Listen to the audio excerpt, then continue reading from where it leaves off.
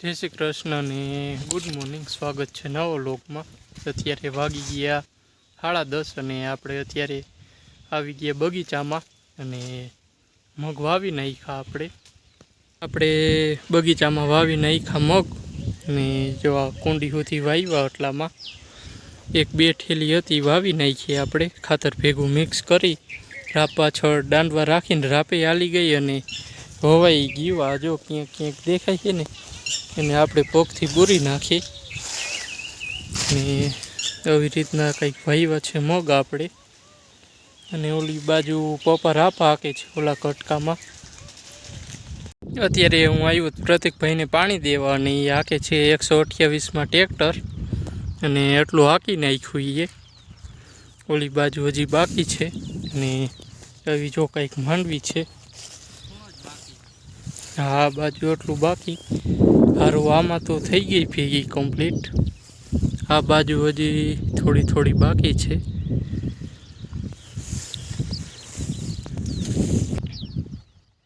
તો કેવો તડકો લાગે પ્રતિક? બહુ તડકો છે એવું ને.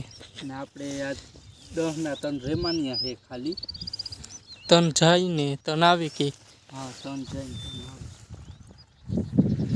આ બાજુ આ તો હાકી નાખ્યું લાગે. તો બધું ખાલી આ ખૂણ છે થોડોક. આ આટલું જ રહ્યું ને. કલાકમાં આ અહીંયાથી આ બાજુ માંડવી સારી છે આમ તો વાંધો નહીં આવે.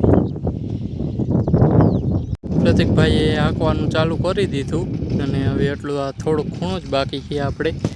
તો હમણાં અડધી કલાકમાં હકાઈ જશે. અને આવી માંડવી છે કંઈક. હમણાં દવાનું રાઉન્ડ માર્યું ને એટલે કલરમાં આવી ગઈ પાછી.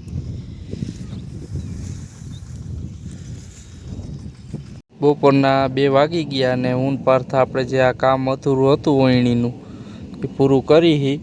બપોર પછી આપણે ઓલા પણામાં ડુંગળીના ક્યારા કરવાના છે અને કાલ તો આપણે છાંટીને વાવી જાહી. આ છે આપણો બગીચો. મસ્ત વ્યૂ આવ્યો અત્યારે બપોરનું. હાવ નેટ એન્ડ ક્લીન છે. નીચે આપણે આમાં મગને વાવી દીધું છે બધું.